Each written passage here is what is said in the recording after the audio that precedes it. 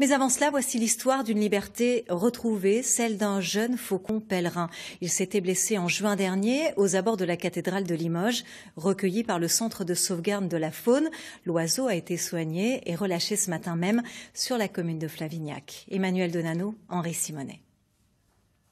Ce faucon pèlerin vit ses derniers instants de captivité.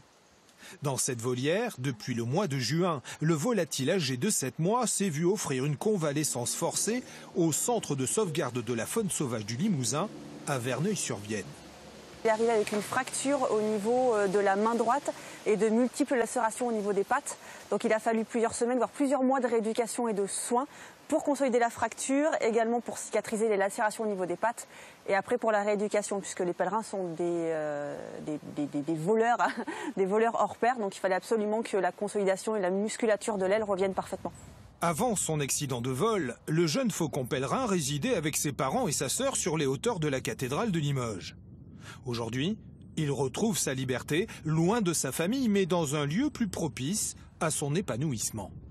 Alors, la cathédrale, le problème c'est que c'est un site qui est en ville et le pèlerin on n'était pas forcément tout à fait sûr de son rétablissement. Donc il fallait un espace assez vaste et puis sans trop de circulation, sans trop de lignes électriques et c'est un endroit parfait ici.